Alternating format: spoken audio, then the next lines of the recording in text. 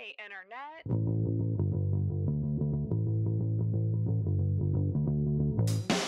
Welcome to the Intoxicated Podcast, a weekly comedy talk show that dives into the personal lives of comedians, experts, and creators. I'm your host, Sarah McClellan, a very amateur stand-up comedian and self-proclaimed sad girl. Every week, I dive into who people really are, the good, the bad, and everything in between. It's the comedy podcast with a lot of heart. Feel hard and talk hard. This is the Intoxicated Podcast.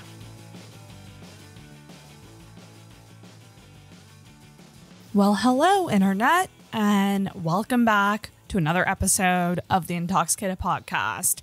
And Happy New Year to everybody. It is officially 2022. This week's episode, I have two very special guests on the podcast, Jesse and Rhys, who are the hosts of the comedy podcast, Canadian Politics is Boring. If you haven't heard this podcast or heard of this podcast, you must be living under a rock. This is a great podcast that has been absolutely killing it, where essentially Rhys, who is from the UK, teaches Jesse, an apathetic Canadian, about Canadian politics, and hilarity ensues. And I gotta say, guys, even if you're not a politics person, you gotta listen to this podcast because it's absolutely hilarious, and these two have an amazing back and forth vibe. This was a long time coming, so I'm so glad we got to do this episode. I got to get to know these two on a whole different level. It went a lot of places. There were a lot of rants. We talked about a lot of different subjects, everything from, health and mental health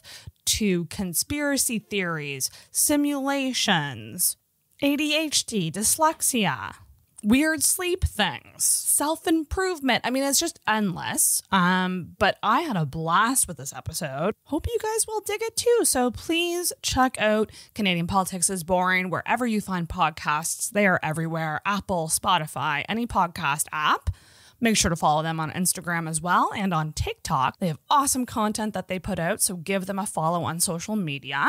And of course, follow Intoxicated on social media, Instagram and Facebook at Intoxicated Podcast. Me personally, I am at Sarah MACL on Instagram. And be sure to check out full video episodes on the YouTube channel. If you're really digging the podcast, I would love for you to leave me an Apple Podcast rating or review. That really helps the show out. I'm stoked to be back and putting out episodes again. Episodes may be a bit different going forward for the next couple of weeks just because of these COVID restrictions and whatnot, but I do hope to pull some things together for you all. And yeah, that's about it, everybody. 2022, here we come. And I hope you all enjoy this week's episode with Jesse and Rhys, the hosts of Canadian Politics is Boring.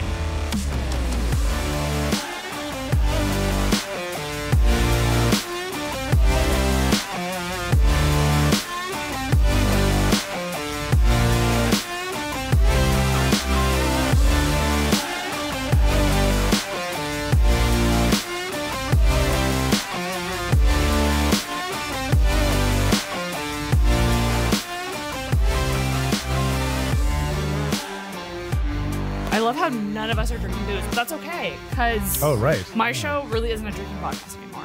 Oh, that's right. It is when it can, it is when it wants to be. Yeah. Intoxicated is short for intoxicating. But if you look it up in Urban Dictionary, how my podcast is spelled, it says when you get lost in conversation and feel drunk. Oh. Also, there are lots of different forms of intoxication. There are. Yeah, I can't hear you in the mic at all, Rhys. You can't hear me at all. I can see my waveform. Rhys just goes home and stares at his own waveform. We are all professionals. Every single one of us here today. I don't know about that. Jesse sends pictures of his waveform to women on social media. They love it. Unsolicited waveform pics. Welcome back to the Intoxicated Podcast, everyone. Oh my gosh. This has been, I say this every time with every single guest, but I mean it. It's been a long time coming to have you guys on. And this is a really special episode because I'm with other podcasters, baby. And comedians. You're both comedians in your own way, right? Yeah, I guess. I wouldn't. I mean, he's dancing like that, so I wouldn't say he was a comedian. But you got to watch the video episode. Yeah. I am here with Rhys and Jesse of Canadian Politics is Boring. Hello. thank you for having us. Yes, thank you for having us. And I should say, we are not in Sagirl Studios. We are in Podstarter Studios. There's Am I allowed to plug it? a sad Yeah, girl yeah. studio. Yeah, that's my home studio. It's called Sagirl Studios. That's sad. I think the clue's in the name there. Why did that name make me feel sad? Thank you for having us. Yeah, It's yeah, a, thank it's you. a cold, dark, and dreary day outside. And coming to do this podcast with a mocha in my hand and a nice warm environment to sit in brings a little tiny bit of joy to my day. We are all drinking different things. Jesse, you are drinking, what are you drinking? A mocha. And- Homemade coffee and hot chocolate, baby. And Rhys, you got a lime bubbly Lime bubbly. and Red Bull, so we're going to bring it in for a cheers. Cheers. Clink, Listen, clink. it is really cold out, but I want to say, you guys inspired me to do a daily show. We don't do it. Oh, I suppose we do Wafakak. But Yeah, but I don't. A daily show for, what was for a it? period of time, I guess. What was it? The exhaustion or the the inability to function on a day-to-day basis Well, that inspired you? Well, Rhys pitched it like, it'll help grow your show. And I was like, okay, let's do this. And I do see some growth, but it's just, yeah, you're right. It is exhausting. It is, yeah. It is a lot. How are you guys finding Wafakak? I'm great. Yeah, Jesse's good because he doesn't do any of the writing or the editing. So You just show up and be It's my funny. job. he just turns And that's up. it. I have to address the elephant in the room. What's with the sunglasses? Yeah, we should address this for the video. I was viewers. just on a live stream for 90 minutes and I was trying to disguise my appearance because everyone was, because nobody really, everyone felt shame for being there. I won't go into any more detail on what it was. I'll leave it there.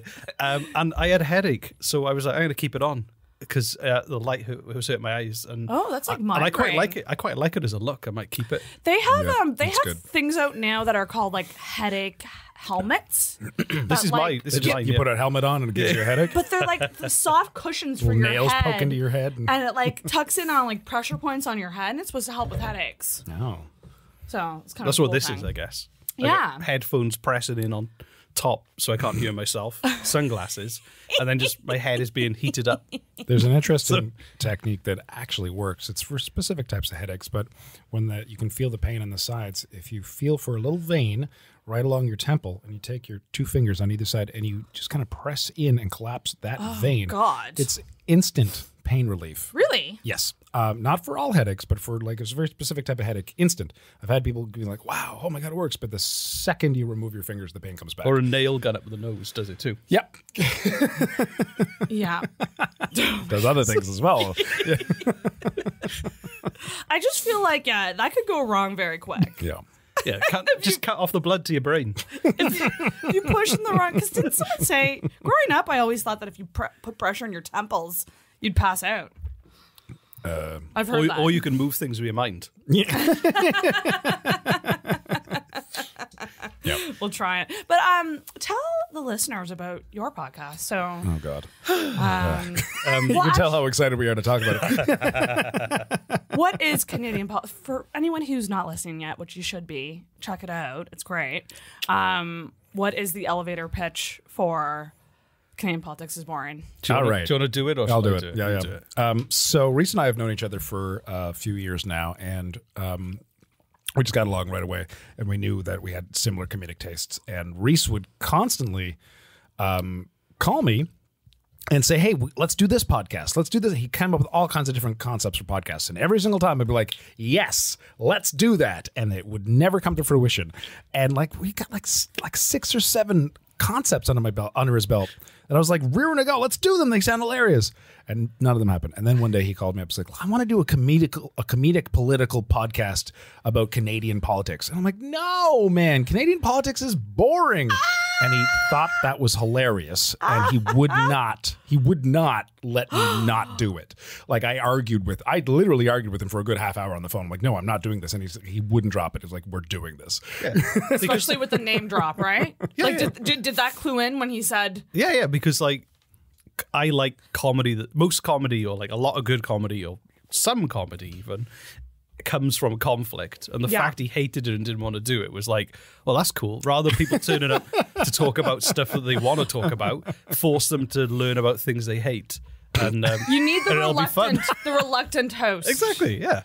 I got to Force drag them to- him through Canadian politics, kicking and screaming, poking him in the eye. Now and then That's what the show you'll is. actually give me like just straight up education that's boring. He remembers stuff now. I do. I'm upset about this.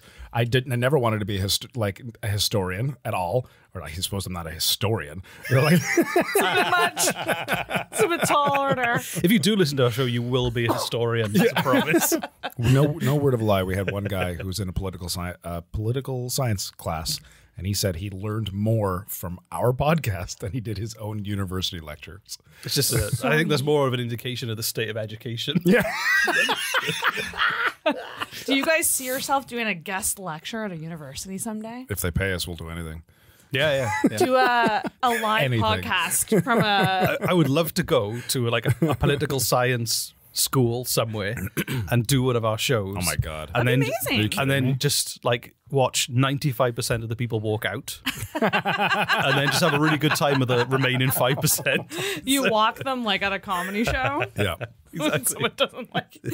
Oh my gosh, that's funny. And so how long has this show been going? Almost 2 years. Almost 2 years. It will In March. be 2 years in March, and we've done just over 160 episodes. There you go. My gosh. So- Well, like number one, like what a brand. Like you guys do great branding, marketing, like promotion, everything. And you have a really good fan base too. Like people freaking love you guys. We've right? got some super fans. You got some Yeah. super fans. And We do. so one thing I love about this, I gotta tell the Super, yeah, listeners. it's like it's we have a very small amount of super fans, but they are super fans. Well, you know you have a super fan when they request merch. Yeah. Yeah. That's a happened. weird one. And the fan art, we get fan art, which is cool. And people, Amazing. especially Wafukak, the Winter Festival of Underlined Celebration Advent Calendar. There you go. You People, forget it every people time. get Oh my really gosh. into How it. did you come up with that? I don't know. I don't know. I fell Was it o- just said and then you thought of the abbreviation? I fell over and I banged my head. And then No, He was standing on a toilet trying to fix a clock in his bathroom, and he slipped and hit his head. And he came. That's how he came up with the concept for the flux capacitor, which is what And then- makes Wafukak possible. But then I couldn't find any uranium, so we did Wafukak instead. But it was supposed to be making fun of, people say war on Christmas. Yes. That there is a war on Christmas. And there isn't. It was supposed to be making fun by creating a fake kind of alternative to Christmas, just to make those people angry. And then it became something else where we created this whole every day has its own mythology, and is it the day of this and the day of that, and it's kind of spiraled out of control. And after the first year I didn't want to do it again, but everyone kept asking about, are we I gonna told do you, it? as soon as it ended, I knew. I didn't want to do this it. is going to become an annual thing because people are going to be asking about it. But if we didn't do it, there would have been like the Outrage. the people who were really into it would have been so outraged. I think they would have just stopped listening. So we've been peer pressured into doing 25 daily shows. Oh my gosh. Yeah. I just sigh because I feel it. Like I didn't think it would be as bad. Like bulk recording. Like I record essentially twice a week for mine. Like in bulk. So I do like 3 or 4 per per week or whatever.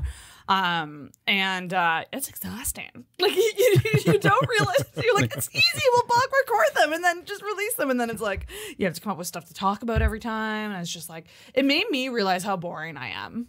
Oh, gee, you're not boring. My God. It's not. Is the overwhelming constant demand for new content? Yeah. It's not that you're boring. It's how hungry the audience is. That's the problem. Just like what are we gonna do next? And I'm just like a Mary Fuck Kill episode, or like we'll do a conspiracy episode. Like it's just like we're just pulling from everywhere. Oh, by the way, did you guys I just learned this today? Just totally, I don't even know why this popped into my head. Fucking Elon Musk is now the richest man in the world by a huge. Like before, it was fucking Jeff Bezos by he was making like $196 billion was his net worth, and now Elon Musk is close to $300 billion just overnight, just somehow. I don't even know how it happened. Just like Is that shocking? A little bit, yeah. $300 billion is an insane. You have no idea but how much money that actually is. Nowhere near as much as Scrooge McDuck. He can swim in it.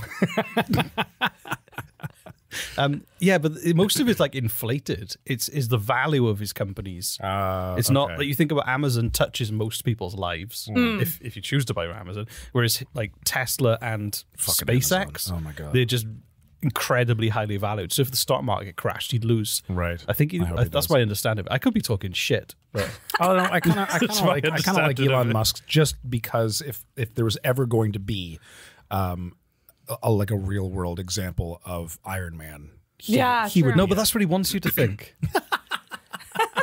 Joe, I gotta come back to this for my unpopular opinion. All right. Oh, there we go. Yes, save it. All right, save it. Right. So I want to get to know you guys a bit better. So I know you guys as the hosts, but I don't know too much about you more so. But yeah, we'll get there. We're gonna start with the assumption segment. All right.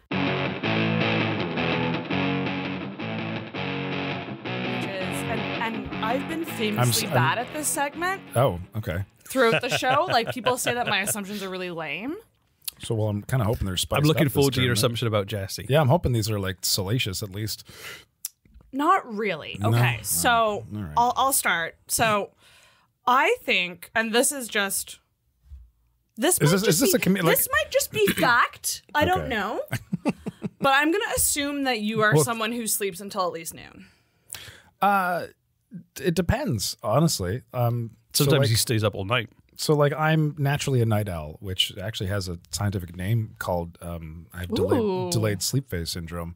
Oh yes, I know that. You do know that. So, like, it's the normally in a normal person, melatonin's released sometime in the evening, depending on like how much sun you got and what time of year it is, et cetera, which gives you the sensation of feeling tired, and then you go to bed and sleep for however many hours. That normally is not released into my system until like 3 or 4 in the morning. So I'm wide awake, and so yes, I'm just left to my own devices. I'll be wide awake until 4 o'clock in the morning, and I will sleep until noon. But I fight it. I take melatonin and I like slowly bring my sleep schedule back so that I can be up at a normal hour and function. So I got up at 6:30 in the morning today. I did not get good sleep and I was cranky all day, but like I got up. That's good. Okay, so I was kind of right. Kind of right. That was a good assumption. It was a good assumption. But then for you, and this is probably just because you have kids, I assume that you're a morning person. Fuck those kids. Yeah, no, he's up at 2 p.m. every day. The kids are scrambling. Daddy, feed us, Make your own please." lunch for school. Daddy's not getting out of bed for you or anybody. But like before kids, were you a morning person? Yeah. Yeah, still. Even like, I think when I was a teenager, I would like probably be a late person, but I don't know why. Like, even when I was like in my early 20s, I would be maybe at my desk by 7:30. Right. But no, but I don't know why. I used to only need about 5 or 6 hours sleep.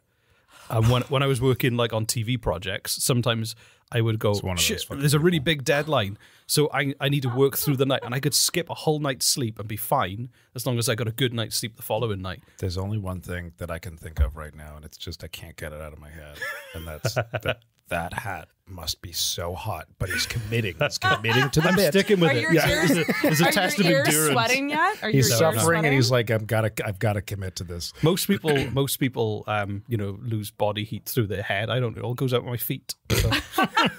I hate hot feet. That's why people call you Hot Foot. That's why they smell. It's called a hot foot. Hot Foot and Sweaty Toes. Hot foot. Smelly bastard. That's what they call it. But yeah, as I'm getting older, though, I'm losing that ability. As I approach What time do you pass out at night? Some people call that this drives my wife crazy. Right now, if I laid down on the floor and closed my eyes, I would just go to sleep. That's insane. I've got the ability to go to sleep pretty much anywhere, anytime. I will. So whatever time I choose, pretty much. Is that just because like That's unhealthy. You're just exhausted all the time? Yeah, doesn't sound healthy. No, my dad does the same. My dad's really busy. Doesn't make it better. No. But like, if my dad sits still, he'll fall asleep. So he has to do stuff to not fall asleep. It's so funny. It actually does sound bad now when I say it out loud. Because I'm on new meds, and one of the side effects is insomnia. Oh shit! And I read up about it being like, and it was just like it was a widely common side effect. That's and I'm like, it's so funny to me because I'm kind of the same. Like my issue is that I don't go to bed. Once I'm in bed and I close the eyes, I'm out. The eyes or your eyes? Do you like reach out and the like eyes pick, of the other like, Sarah? Like purposely closing your own eyes? I'm closing the eyes. Now it is time for the sleep. But usually, tweezes. like, Just lie down and scream at your body. Sleep! it's the other me. I just The clone's time to come out. plug her into the wall at the end of the night. I really want to try biphasic sleep. I want to try it sometime. What's that? Yeah, So- you need to explain what that is. It's like you drop that in, like, to sound smart because you knew we wouldn't know what it is. Yeah. But carry on. Yeah. Do explain. Speaking of assumptions, Tell he knows us it more too about well. that. I was Jesse. going to explain it.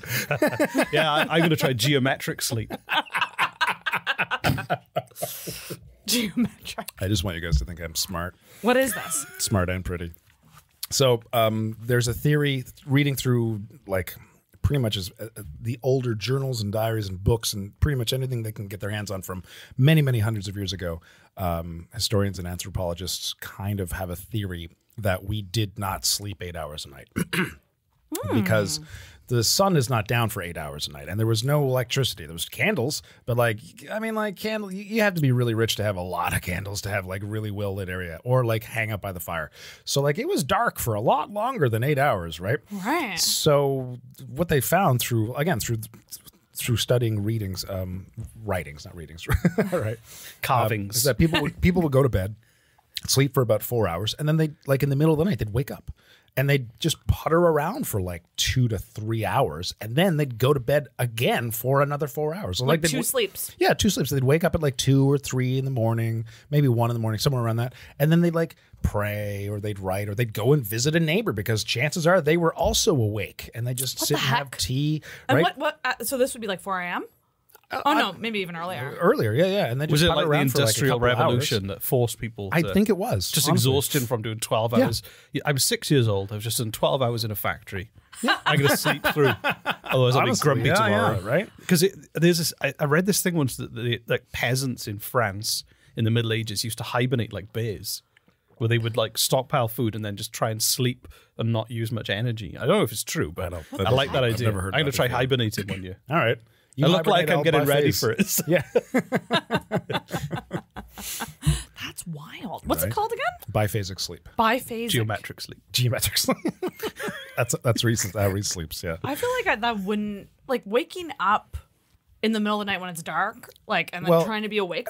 Have you ever woken up in the middle of your sleep and couldn't get back to sleep? Not recently. Yeah. But it's- yes. yes. It's So happened. that's what scientists assume is happening. Is your body's like, it's time for a little break from sleep, and then a couple hours later, your body's ready for another go at it. You should try having 3 kids and a puppy. There's no fucking. It would thank you. be quad metric sleep because you literally just get an hour and a half, somebody wakes up, hour and a half, somebody wakes up, hour and a half, somebody wakes up. Oh my god. Does the puppy bark at you? Is that how she wakes She you up? barks at the door, which basically in dog speak means I need a shit. And Rhys's puppy's bark has bite. Yeah, it just makes you jump. It is like a sharp. Every time she barks, because when she comes to the office, I'll just be chilling at my computer, and then when she barks, it scares me every time Everyone's like, because it's so loud. That's really funny. And she's such this little cutie that you don't She's expect it from adorable. her. She's the cutest puppy ever. I haven't heard her bark yet. she does. It's sharp. I want another assumption. Okay, my other assumption is You have you two? are Okay. an extrovert and you're an introvert. I've heard different descriptions of what these mean today. So can you describe what? Extroverts get their energy from being around other people. Introverts recharge from being alone. I think sometimes I can be quite extroverted. I think I'm quite selective. I think I flip back and forth. I do too. You'd be a mix. I get my energy from being alone. I very, very much value my alone time so that I can go out and be around groups of people and socialize and stuff like that. So I expend my energy with other people, but I get that energy back by going home and being by myself for a very long period of time. See, I kind of do like being around people. And one of the things my wife always says is that I will literally talk to anyone and just start making a friendship with random people. Yeah. Like, we're in an Bob the elevator mailman. together. Like, We're in let's an be elevator friends. together. You're my new friend. Exactly. So, which is why Nova Scotia is a great place to live, because people are, in the UK, people look at you like you're about to mug them if you talk to them. Well, I like to use the birthday example. Like, what would you do on your birthday? Your ideal birthday? Is it like, I want to have a lot of friends around me and have a party? Or is it like, I want to go away and like be in the I woods? want to hang out with friends, of course. Yeah. I just want to hang out. Yeah, like me and my family will just like play mini golf, maybe. I don't know. Mini golf. That's your ideal birthday? Yeah. Mini golf. Jesse's face. Mini golf on a Montana's. So that's how I like to party. Jesse, what's your ideal birthday? Oh my God. Well, for my 40th birthday, I had a real man party. A real man party. So Sounds like an orgy. So what? Yeah, right. So my nephew Jackson years ago. I like the sound effects. My nephew Jackson years ago. I asked him, "How old are you, Jackson?" And he's like, "I'm 7." And I'm like, "How old am I?" And he's like, "You're 39, and next month you turn 40, and that's when you turn into a real man." Straight from my nephew. Do you know, I kind of think that's true though, because I think men mature so slowly. It's true. Oh yeah, but just you to kind think of that it takes you to this grow kid, up. Like thoroughly believed that that's when you turn into a real man. He's very wise. Like I didn't tell him that. I didn't tell him to say that. He just said this at 7 years old. When you hit 40, you turn into a real man. So I laughed. I thought this was the greatest thing I've ever been told.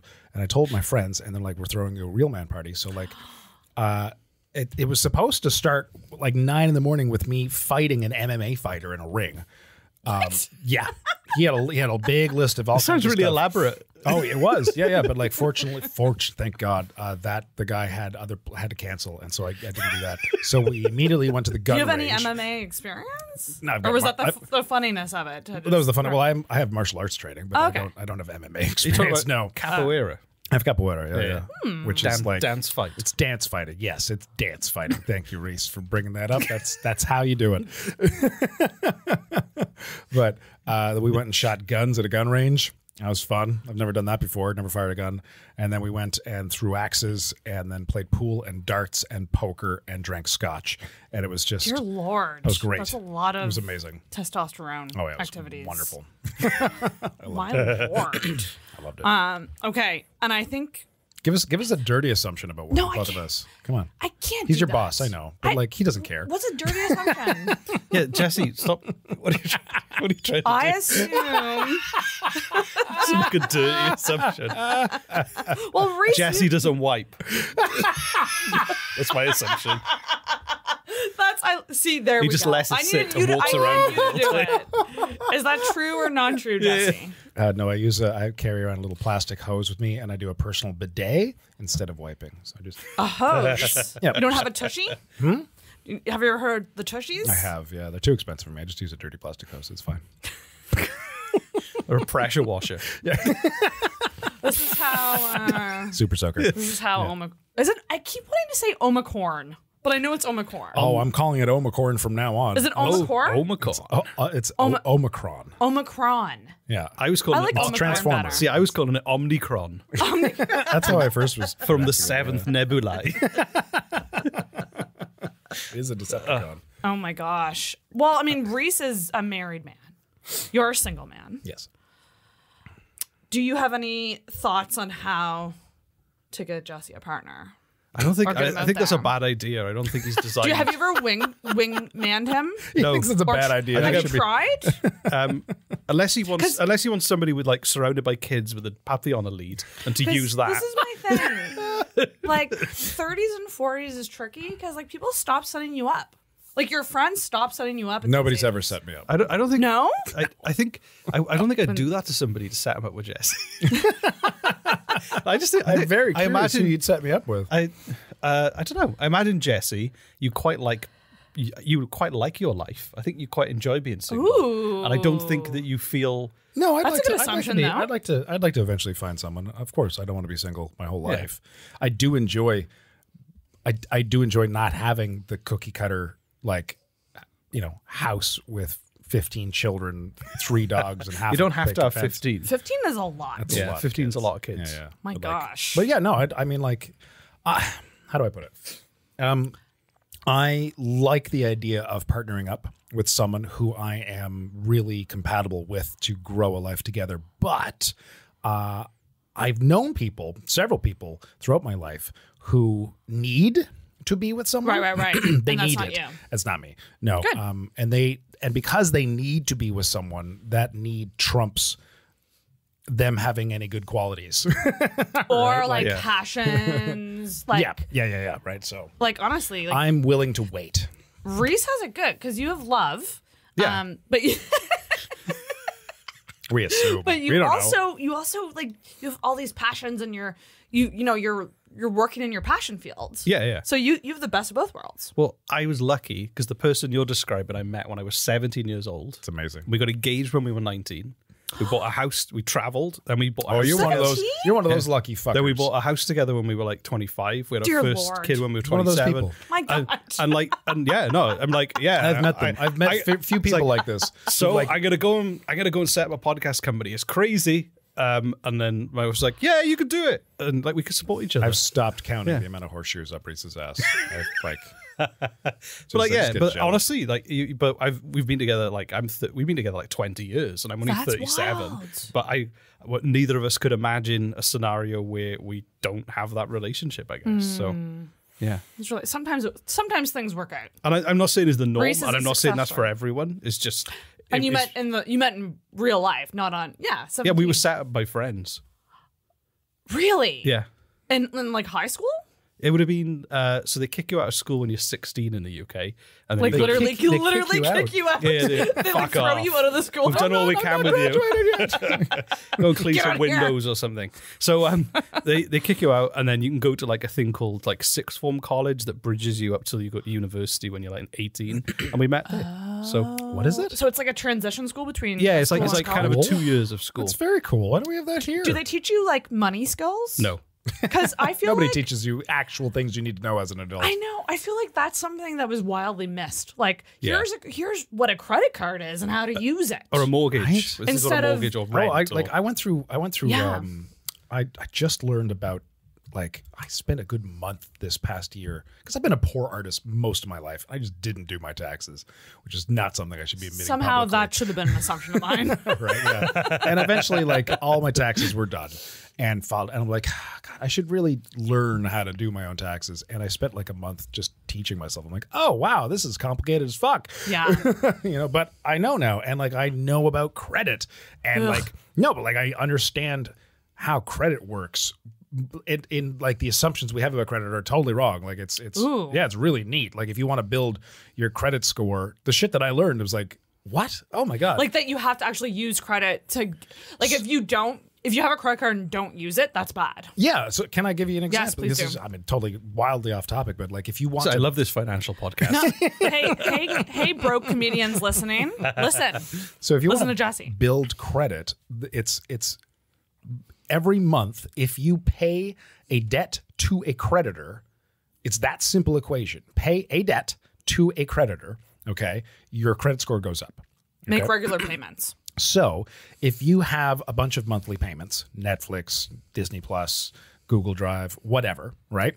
And you put them you put those 3 onto one credit card, okay? By the end of the month, you're paying one debt to one creditor. But if you get 3 separate credit cards and you put Netflix on one, Disney Plus on the other, Google Drive on the third, By the end of the month, you're paying off 3 debts to 3 separate creditors, which means that your credit score will go up 3 times to the power of 3, as opposed to if you put everything onto one credit card. Oh, okay. It's just one. Interesting. Doesn't matter if you have $1,000 of debt every single month from 1,000 different things, and you're paying it off from one credit card. That's one bump every month, one single bump. But if you stretch it out over 20 fucking credit cards, you're getting 20 bumps on your credit score every single month. Sounds like a lot of admin.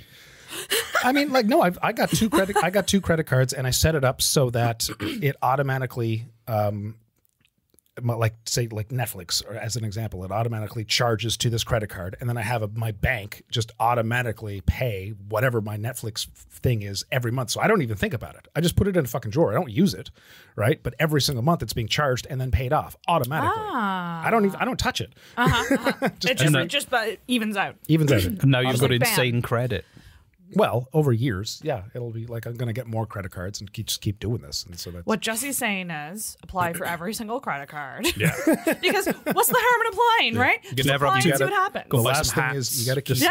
you got to keep your limit as low as possible, because Oh, yeah. if it's a high I've limit, learned even that. if you're not even if you're not using it, other people who like the only reason you want high credit is to get a car or to get a house or to get a business loan. That's it. That's Yes, it, exactly. Right? Yes. And those people will see, like, even if you have like only $50 in like credit, but you have a credit limit of $500,000, they could be like, you could get drunk and go to fucking Vegas tomorrow and suddenly be in debt for $500,000. I don't want to give you a car because that's a risk, right? But if you're so like you want to keep all your limits as low as possible. Anyway, there's your financial. That was tax time with Jesse. He'll be back next week with more advice. A new segment on Intoxicated. Tax time.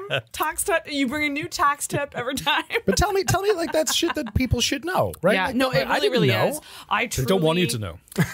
I truly abuse credit cards so much. It's really bad. I honestly believe, though, that it's purposeful that you don't really understand it, because It's a messed up thing. Yeah. I think a Just lot of spend people money make you a don't lot. have. Yeah, exactly. Yeah. If they said, in schools now if politicians said in schools we're gonna do this whole thing so people know how to not end up owing lots of money, you'd have a bunch of lobbyists from the banks going, Oh my what God, are you playing at? If you educate everyone to use their money and everything in this way, then we're gonna our profits are gonna drop. Do you really want to do that to us? We'll stop donating to your campaign. Yeah. I think ignorance is useful. Personally, Yeah. I sound like a Can be real less. conspiracy theorist. No, I think a lot of conspiracy theorists are based around gut emotions that have kind of manipulated the system into what it is. I don't think it's a bunch of men in hooded robes going. Well, those lobbyists are definitely aliens. Oh, okay, yeah. That reminds me. Do you guys have a favorite conspiracy theory? Oh, Out yes. of all of them, because there's a lot. I do. I have one that I like, if I were to ever like be on the fence about. Oh, like one that you're like, it could Like be true? I believe it, but like I believe what everyone truly believes. But as far as the conspiracy theories, like that we landed on the moon, that we faked it. It was like, I believe we landed on the moon. I believe that, right? I know we did. I know in my hearts. But if I had someone sit me down and give me the conspiracy theory, I might be like, oh, maybe, like, because like honestly, it's not that No, it's not. far-fetched. It's not that far. It's actually not. Yeah. Like back Yeah. then there was like around the Cold War, right? And there was the race with Russia, and like, what is cheaper, figuring out how to go to the fucking moon or building a fucking you know what I mean? Like, it's Studio, yeah. studio. Like, again, I believe we went to the moon. I do believe that. There is a Eventually, ton of at one But there is a ton of proof. There's like they left Right, yeah, they exactly. left a That's- reflector Yeah. that you can actually shine a laser beam at and it bounces back. Oh wow! If you know the that's fucking coordinates. cool. Okay. So like there's Like I said, and you I can see believe the, it. and I you can see believe this it. stuff if you've got a good telescope, because they left a load of shit on the moon, like golf That's clubs pretty and stuff. neat. That's really cool. Do you have a favorite one, Rhys? Yes. So I once interviewed you know the Men Who Stare at Goats, the Yes, that was amazing. film with George Clooney. George Clooney's in it, isn't he? I Yeah, know. yeah. I've never seen it. So it's gotta about see a it. secret Oh, CIA shit. program that was true. It's but true. I actually got to interview someone who was in that program. What? And they trained as a remote viewer. So remote viewing is where you sit in a room and they give you some coordinates and you have to sit there and think about those coordinates, and then you draw a picture.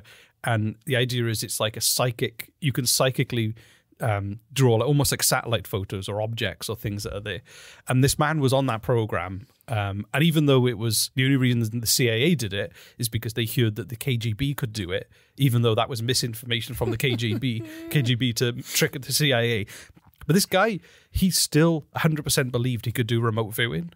And he's that you interviewed. And yeah, we interviewed him for a show, and he was like, I can see pyramids on the moon, there's temples, there's hieroglyphics, there's all this stuff on the moon, and on Mars, there's all this stuff on Mars too. And he even went as far to say that the CIA were trying to get him to learn how to telepathically communicate with dolphins, because then the next stage would be to telepathically communicate with aliens, because dolphins are aliens or whatever. It makes so much sense. But I love it just because I got to meet someone who actually was in a CIA. That's so wild. It was just fascinating. I really believe that, I truly do believe that there is not very, very much holding us back from insanity. No, I don't. Just so you know, I don't believe any of that. No. But he did is my point. Yeah, no, he was. Like, but it was his life's work. He'd written books. He does tours. He speaks publicly about it. Confirmation bias is fucking powerful. If you believe something, you will find proof. Yeah, you'll find. Yeah. You'll see what you want to see. Yeah, exactly. It's kind of fucking. It's crazy. And it's like that time Tim Horton in the Tim Hortons in Cape Breton where Jesus appeared on the wall. Yeah. If you want to see it, Yeah. amazing. if you want to see it, it's going to be there until somebody cleaned the bulb on the light. Satan cleaned the bulb. Who cleaned off the Jesus smudge? My favorite conspiracy also involves the moon. This is not one that I believe, but I want to be true. Okay. That the moon is a spaceship watching us. Do you know what, though? It's interesting that the solar eclipse, the moon is the exact same size to block the sun out. That's weird. That is weird. That is a little weird. That's crazy. But yeah. That is yeah. Almost Hurts my like brain a bit. perfectly. Do you guys believe we are in a simulation? I want to. Well, we are, even in our own minds. So what we see isn't what is actually happening. Is what the senses in our eyes are telling our brain exists. Sure. So we already do live in a simulation. I've never really. All right. I guess. But if not, like, I don't know. Like a computer simulation. I like because people talk about afterlife and heaven and hell and everything. I like the idea that kind of when you do die, maybe you do wake up and they go, oh, that was good. You got a good score. Please sanitize your hands. Like based on how you live your life? Please sanitize your headset for the next person. What? You know, it would be like, that would be cool, but That'd it's also terrifying. simultaneously terrifying. I heard a really interesting thought experiment on, I guess it's not really a thought experiment, but just like a thing on living within computer simulations, being a civilization that is smart enough to be able to build a computer simulation that a consciousness can live inside, like the Matrix, right? Like as if we are programs inside of a computer simulation right now, and we are consciousness within that simulation, right? Like Who's controlling it? I don't know. It's another civilization. Windows right? 95. Like if we, yeah, right? Like if we... Some people are on Windows 95, others are like iOS. If we created a computer that was powerful enough to create inside of it a simulation as realistic as this world itself and put in consciousness inside of that world to live in that simulation, it would be like we are living in it right now. So are we living in a computer simulation that another world has built for us? Okay. So the ongoing theory, the top theory is no. And the reason is really quite fascinating. It's a stack theory. Okay. So assuming that if a civilization is capable of building a simulation that is as realistic as this world is around us, okay, and capable of creating consciousness within it, okay, then theoretically that simulation that they create will be smart enough to be able to program its own simulation. So it's a simulation within a simulation, and so forth and so on. And that simulation will be able to create a simulation, and that simulation will be able to create a simulation. So if we, let's say there's, 500 simulations within themselves, okay, within this stack, okay, we as a civilization have not done that yet. We have not created a computer that is smart enough and capable of creating a simulation with consciousness that is able to live inside that simulation and doesn't know any better. We have not done that yet, right? Sea monkeys. So hold on. That means that we are either at the top of the stack. We haven't made any simulation yet, and so Or at the bottom. or at the very bottom, Where we're the last. where we're the last, and Or we the have yet middle. to make What one. proof? Or the middle, and we just don't know. Well, I mean, Yeah, like, here's my thing. People who believe this, people who believe that we are in a simulation, what proof do they have? There's what no proof. What It's all theory. It's what theory. makes them think that? Just the idea If you of press Or- LLXXYY, you're invincible. there's a guy in Silicon Valley. I forget his name, but he is one of the top programmers for creating simulations in Silicon Valley, and he was interviewed and asked, "Do you believe we're living in a simulation?" And he's like, "I can't prove it, but there's definitely something happening." Like, it's so, you know, Of course he's going to say that, though. He wants more funding. it is more. So the grant application, he's not going to be, I know that none of this is true, but I'm going to do it anyway. He's going to be like, there are mysteries. my God. Yeah. That's a crazy thing to think about. But I Kinda mean, hurts like, my brain. but if the stack theory is true, statistically speaking, we're not in one, Yeah. Or, yeah. right? Or You we're don't, at the you don't bottom. sound this smart on our show. Because we talk about fucking boring politics.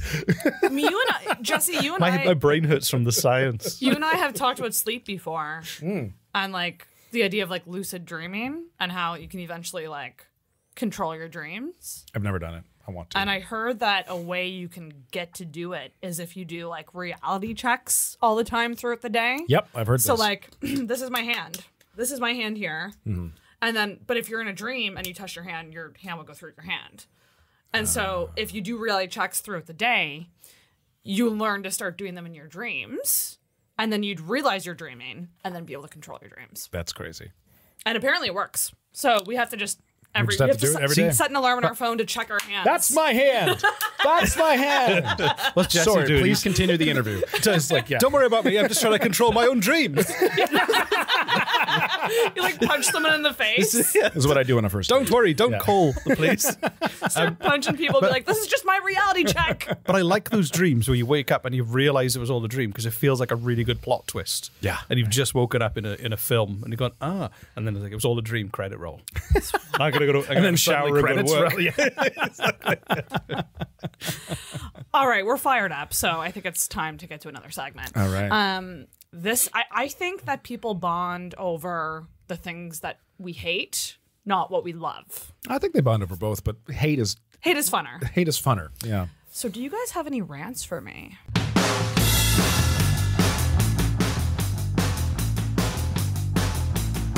I mean, I just gave you 3. I mean, really, this whole podcast is a rant. But is there anything that's like bugging you right now, that's annoying you, or something America. like something that generally annoys you?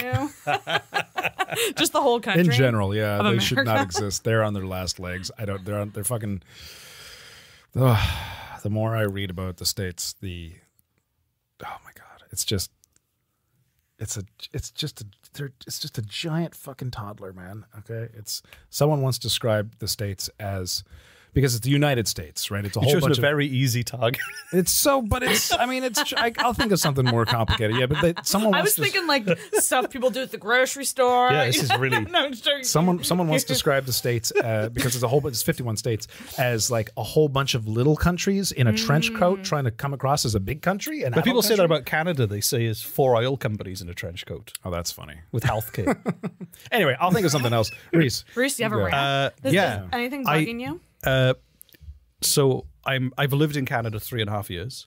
Oh, here we And go. people I'd say that's constantly about enough. talk about how Canada this country's falling apart and blah, blah, blah, and what's going on, and Justin Trudeau's ruining the country, and even if the other person wins, they'll ruin the country too. But actually, like, Canada keeps winning the best place to live.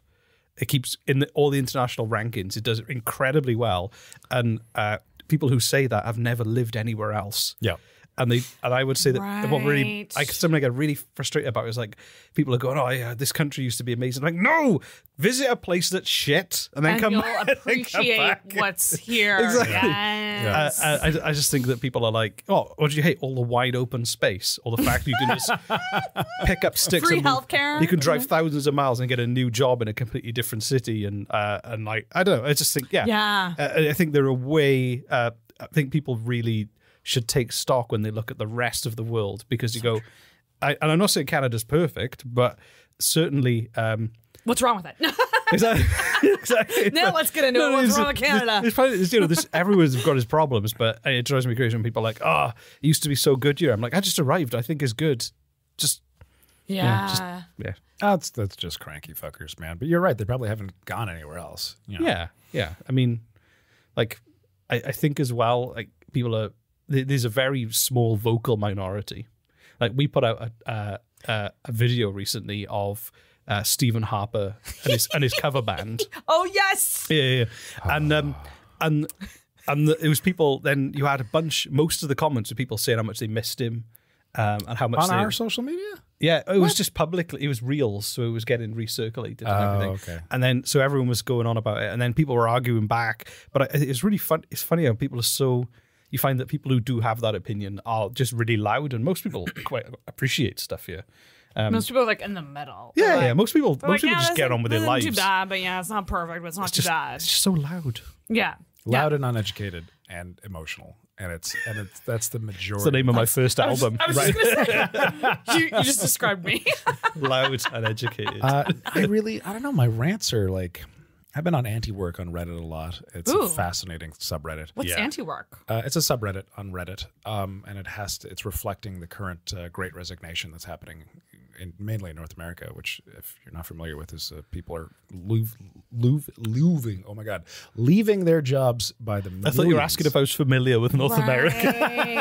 Is that above South America? But I'm really quite. And I've been thinking about this a lot. It's nothing I can do about it. It's just the world that I currently live in. But capitalism, as in its current form, and I need to stress that, in its current form, is destroying fucking everything. I mean everything.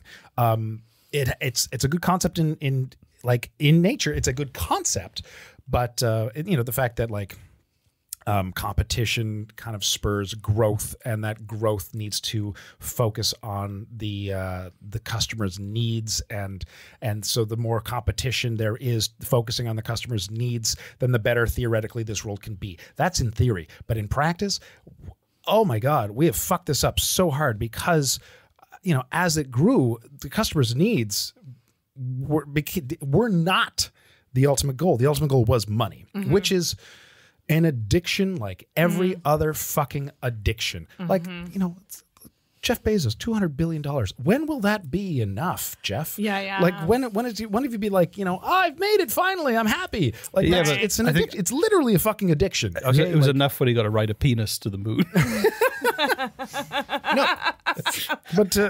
Yes.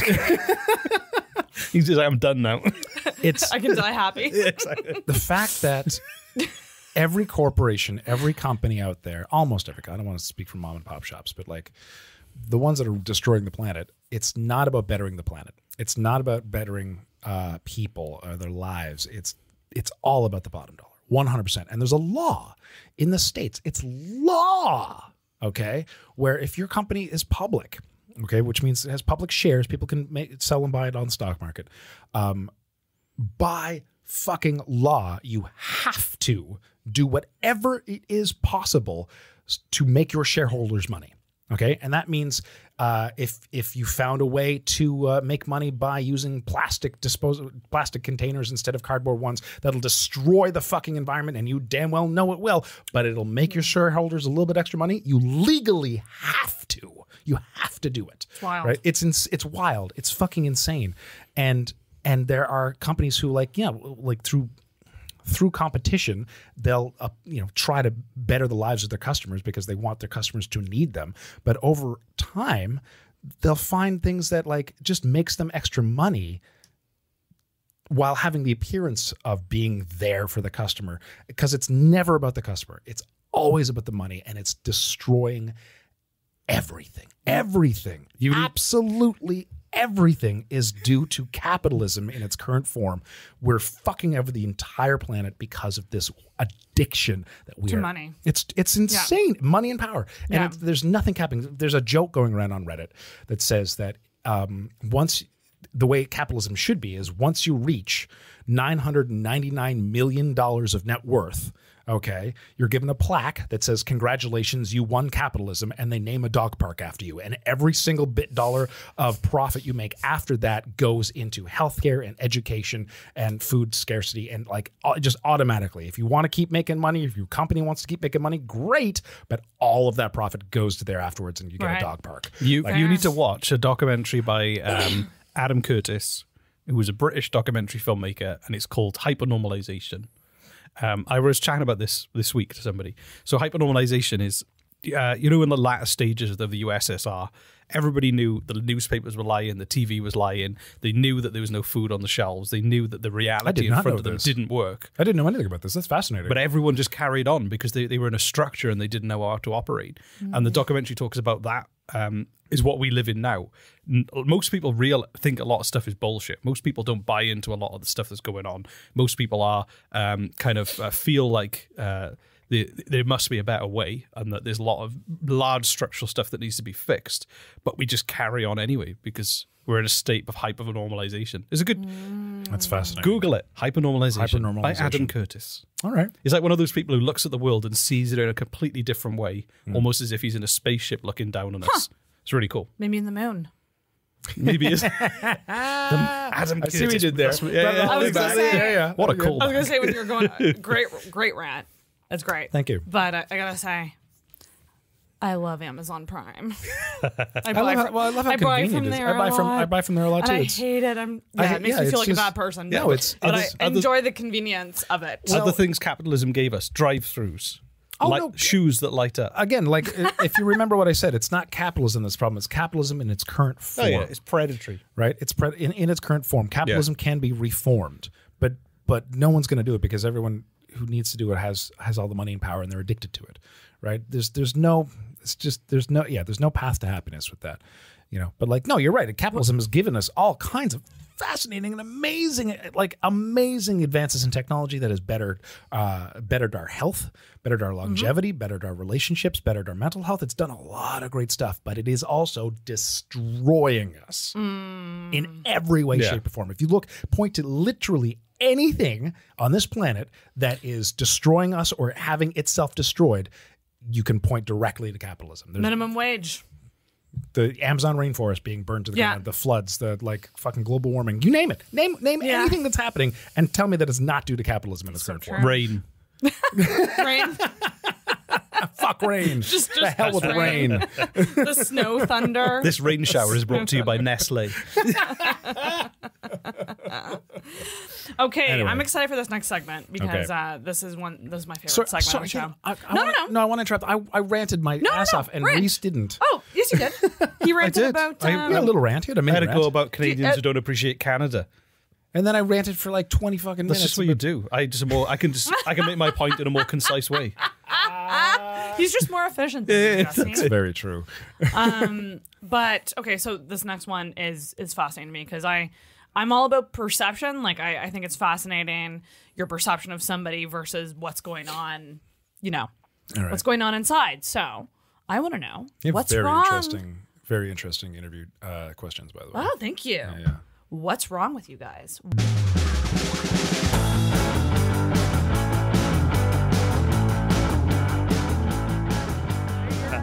What are your issues? Like, are we supposed to guess what that the other person's? No, No, you're going to tell us something. What's wrong with you, Jeff? That's tell a me little what's personal. Wrong with you. Where does wrong he with you? start? I don't know about that. I don't know if I want to do that. And it could be like, it could even just be like a bad habit that maybe like your friends tell you that you do a lot that you're working on.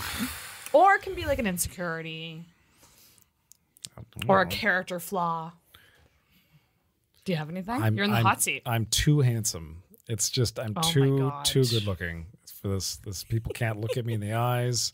No, I don't fucking know. People walk into lampposts because they're just staring at our face. You gotta have something. You're in your 40s. Yeah, you're too old. So that's a good one. I mean, like I had a lot of bad habits, and I've been working on them a lot, like a lot. The past, I'm gonna say, year to year and a half. I'm kind of proud of that. There's a lot of work going on there. You know, What were they? the past 5 years kind of sucked a lot, especially the last 3 years. I was just on a lot of, I was self-medicating. I was on St. John's wort for seasonal affective disorder, but I was on way too much of it. Way too much of it. Wait, you were on St. John's? Wort. St. John's wort. It's a plant. What you can buy it at the drugstore over the counter. Interesting. So like it increases your sensitivity to sunlight, which is really effective for people with seasonal affective disorder. Shit, okay. Because it increases your vitamin D absorption in the wintertime. I had no idea. But if you take the amount that I was taking, it also has the same effect as a lot of antidepressants, which comes with their own wonderful side effects. Yes, they do. And I was drinking a lot of alcohol to kind of counteract those side effects from the St. John's wort, which then gave me a lot of anxiety. Right. So in trying to fix a problem, you gave yourself a bunch of other problems. You're driving I used to describe it a cycle of hell. A cycle of hell. Jesse's got a great smoking story. He took up smoking to prove he could give up smoking. And then just to make sure that it was a fair experiment, he remained smoking for 10 years. 15, thank you. Are you serious? Yes. You started smoking to see if I could quit. Prove a point? Do heroin next. Oh my God. And you smoked for 10 years? Oh, longer than that. Probably about How did you 20. quit? How did you quit smoking? It was about 5 years ago now. Maybe 4 or 5 years ago. I was vaping for a long time. They say the average smoker tries to quit about 10 times. And I tried to quit about 7 before I quit. And I vaped for a good 3 to 4 years, and you can control the amount of nicotine in your vape juice. So I was at one point like at 32 grams of nicotine in my juice, which is an insanely high amount. And then over the course of like a year and a half or 2 years, I brought it down to like 1 milligram. And then I don't know. I didn't want to be addicted to anything anymore. And so I just quit. And something really fascinating about the last time that I quit, I just kind of went cold turkey. Like I brought it down to as low as I could go with nicotine, and then I just went cold turkey on that. And it was still hard, but not as hard as it was previously. And something really fascinating. It wasn't a decision. It was a realization that I had, which is like, oh, I'm done. Like, yeah, I hear this from a lot of It wasn't like that's it. I'm making the decision. It wasn't a decision. It was a realization. Like, I don't need it anymore. This is not going to be part of my life anymore. Yeah. Like, I'm just done. Yeah. Right. And not a decision, realization. It was really quite neat. Yeah. And it stuck. It's like 5 years later. I'm like, oh, dang. yeah. Good for you. That's wicked. Thank you. And like, it's been. And you're off the St. John's wort? Off the St. John's wort for about almost a year now. And worst name ever, I gotta say. It is, yeah. St. John's wort. I'm taking a break from alcohol. I need to rebrand it. It's been 6 months without any of that stuff. And like, it wasn't like none of this stuff was problematic. It was just causing other parts of my, you know what I mean? Like it wasn't like, you know what I'm saying? Like when people take a break from alcohol, oftentimes you'll get them to like, oh, what's wrong? Is everything okay? You know, because drinking is so fucking common. Well, right? What's wrong with you? What's wrong with you that you're not drinking? You must be a rabid alcoholic. Such a part of Halifax culture specifically, crazy. because everything is followed with, we could get a drink and do this. Right. Want to get a drink? Let's go down. You know what I mean? Like every plan involves getting a drink. It's never celebration. Like, come over for a hot cocoa. Right. But also, if people are out drinking, what do you do while you're there? You're not going to just... Yeah. Because you don't drink that much liquid unless you're trying to get drunk. Exactly. Or I'm just going to and that was kind of always my take on it. Like I was like, I just see dollar signs when I'm drinking, because I go, if I'm drinking, it better be because I want to get drunk. Right. Yeah. You know, not just, It's funny. I was at a party recently. As a bartender, I want to learn how to make cocktails because I think it's fun, but I wasn't drinking. Right. So I asked them like, hey, is it weird if I like make cocktails for your guys' party, but like don't drink? They're like, that's not weird. Come on over. So it was actually really fun. It makes it seem like you're poisoning everyone. Yeah. Yeah, really though. So I had no idea if it tasted any good. I was relying on these people. And by the end of the night, everything I was making was delicious, of course, because they're drunk out of their fucking minds. Right. But like, it was really fun making these cocktails while sober. And like throughout the night, I was constantly asked, why aren't you drinking? Why aren't you drinking? Why to drinking. Yeah. And I which is really a personal question. Well, I looked at one and I'm like, did you know that alcohol is the only drug where people ask you why you're not doing it? Yeah, truly. And that stunned her. She's like, Truly. She just kind of sat back. She's like, oh my God. She's like, yeah, if people were passing around a joint, you're like, no thanks. No one would be like, why not? What's wrong with you? Are you okay? You know, or like any drug. Because it's just Why won't you do this crystal meth? Right. It's right in front of you. Why not? Right. you're the only friend I know who doesn't have a crack pipe. It's so true, though. So- Did you get tempted to drink when you were making the drinks? Not at all. Which I good for actually you. looked back on. I was like, oh, wow, that's neat. Yeah, that's awesome. Not even the tiniest bit. So No, it's been fun. And so it's been, I look at this as like the year of like, of Rebirth. Yeah, like I've stopped drinking. I'm off of all the, the St. John's wort, and I'm like getting up in the mornings. I'm More not a night only productive. more. I say what? You're more productive. I'm more productive. I am more productive. I'm much more creative. Hell yeah. I've got a lot more energy. I'm working out more. It's I'm learning piano again. I've been saying for years that I'm like, I want to learn piano again, and I just haven't done it. It's just one of those things I'm gonna do one day. And I was like, no, I wake up every single morning and I practice piano every single morning. I didn't bring my bell. I usually have a bell that I ding when Okay. I like approve of something. Oh, sweet. So I'll Ding. put in the sound effect here. Ding. So it's my year of love self improvement. I know that. like this is the complete opposite of what you wanted me to No, say. no. But you started with what was wrong, which was you were Right. doing. Yeah. So. Rhys, what's wrong with you? What's wrong with you? We both turned at the same time. What is wrong with you? I was thinking about this. We have similar problems, you and I. Yeah. We both have dyslexia. I didn't know you had dyslexia as well. I'm not dyslexic, but I do have ADHD. Oh, sorry, I thought you were. Both Sorry. of you have ADHD. But We're both neurodiverse. we both. There's no we both are fucking way not- this man does not have ADD. There's no way. I think I'm not diagnosed, but You there's 100% stuff have I ADD. read and I go, oh, I do that. I have ADD since from a young age because I was born with Tourette syndrome and ADD. That's something you probably didn't know. No. You were born with Tourette's? Yeah, yeah, it was super fun. When you're I won't get into that, but like shit. that's. I mean, I can, but like I just didn't want to interrupt Rhys. Tourette's is No, I fucking need to talk about insane. what's wrong with me. It's my time to shine. It's my time. It's your time to not shine. So just a real quick aside, when you have Tourette's, 80% of people with Tourette's also have it coupled with ADD, okay? And when you hit puberty, it either gets worse or it goes away. And I'm so thankful that it went away for me. But the ADD stuck around, and I couldn't take medication for ADD because there was a chance it could bring my Tourette's back. And so I've just been living with adult ADD my whole life unmedicated. Well, I'm medicated myself, as I talked about previously. Okay. So I can fucking recognize ADD. Let me tell you. That might tie into the thing I was going to talk about. Yes. So I do have this thing where if I don't feel like I'm constantly achieving new things and getting wins, whether that's like a nice email from a listener on our podcast or business going well and us getting a new client or whatever it might be. If I don't, then within like a matter of a day, I'll go, say we have a really good day and a load of good stuff happens. I'll go to sleep and I'll wake up the next morning and I would have forgotten about it all. All the good feeling would have gone away. And I'd be like, what do I need to? I need to achieve something today. My life is falling apart. I need one. And then if I go, that's kind of like you're a workaholic who's a perfectionist. I can switch on from work. And I do. I think it's because, I think it ties back to the dyslexia. I think it's because I kind of left traditional academic stuff when I was 16. Like I left school and then I just did art full time. And I think I always felt like I needed to work that extra hard to build a career because especially where I was living, art wasn't there was no clear career path. If you were going to do art full time, chances are you're going to do art full time. You're going to then go and work in a call center or be an art teacher or something. And I didn't want either of those things. So I think I've always felt like I've had to put the pressure on myself.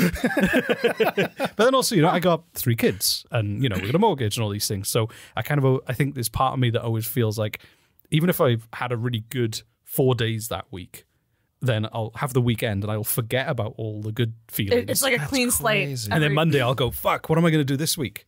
But do you ever? That's amazing. Do you ever remind not. yourself of the previous wins? Like I have to have, like- sometimes other people have to, or... maybe you should like write them down. Yeah. And like put them on that's- Post-it notes all around. But that's the your other thing. apartment. I House. and I think this is Apartment. ADD. Because Okay. I always say to I get to a point where I'm like, I'm so disorganized, right? I'm going to clear my desk. I'm going to get this thing. I'm going to start writing things down and do this. And then within a day, I don't do it. And then I hate myself. Because I'm like, why can't I be more organized? Which I think is a hallmark of an ADD. Exactly. So every time somebody says, you should do this new behavior, I'm like, I fucking tried every behavior. That's like You're just going to make me hate myself more. So stop suggesting new behaviors I can't adopt.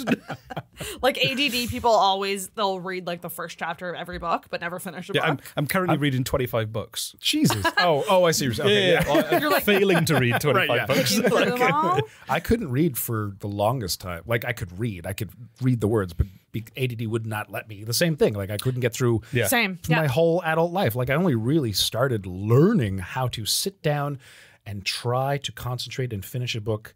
I'm going to say like 2012. And then like I barely got through a few books. Like I'm not a reader. Me neither. You know, I wish I was. I try. See, We try our best. I'm kind of weird because Yeah, kind of weird, Rhys. We're gonna clip that out of context. no, the dyslexia I've got, or the way that dyslexia affects me is that I can speed read. I can read like 4 words at once and just skim straight through. I've got quite a visual memory, so I can every place I've ever been, I kind of draw a pretty accurate map. Wow. So even like Halifax, I've only lived here 3 years, but I know most of the routes and the roads, which I'm making myself sound really weird. But Rhys knows where we live. exactly. Yeah. I know. But then the stupid thing is though that I feel like I can take a lot of information in, and then I'm in the bottom like 15% for writing. My writing skills are classed as you and I technically suck remedial. at writing. Oh wow. So my thing is I absorb all this stuff, and then I've got no way of then like so, which is why.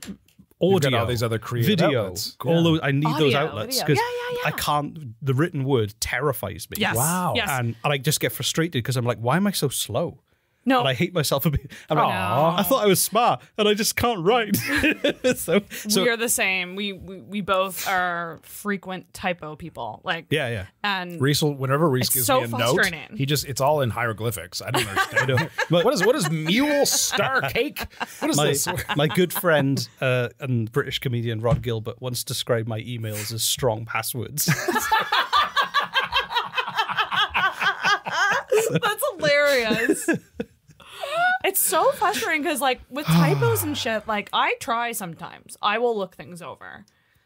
Like, I make a lot of comedy posters, and, like, I really will look at everyone's name and go, everyone's spelled right. And then I post it, and I get a message. And I just go, God damn it! I can't get it. Like, I'm going to die, and it'll be... She can never spell. But I'm saying Like, you reread it, Yeah. and you don't see it, and then you you just see it a don't see week it. later or somebody. And that's the thing that drives me crazy is like for business, I use the world's most boring social media platform, LinkedIn, and there's so many people on there going, grammar is important, spelling's important. And I'm like, And you're like, "Thick you!" and I just get really angry at them. I'm like, you don't realize that some people just can't do that well, and that's not a reflection of them and their professional ability to do what they do. It's just don't hire them to write stuff. exactly. That's fine.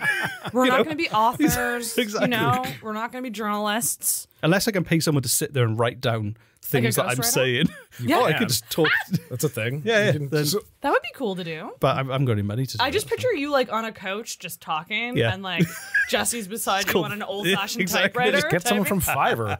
Just have a Chapter little one. microphone, like just recording everything you say Do you know all what? day. That would be so funny. Automatically uploads an audio cue to the cloud where he's just typing away the whole fucking day at a transcript of everything Rhys says. An improvised That'd be novel. wild. Just And improvise a novel? just improvise an entire novel. Just go blah blah blah blah blah for like 7 hours. That would be amazing. Oh my God. It's a whole new genre. Improvised novels. Yeah. We should do it. Writing is the absolute worst. I hate it. I like really writing. hate it. Are you a frequent typo person? Do you typo a lot? No. I mean, well, yes. Yeah. I mean, like, I don't really notice it so much because of autocorrect. Autocorrects can ruin your life, though. Well, If you type, I'm a fast typer, so I type. I think my thing is that I'm so anxious to get things out there that I'm fast to type and then press publish. And it's like, no, you gotta. no, I'm a big grammar Nazi. I grew up bring that it in. way. I grew up in a family of writers. Edit out where he said grammar.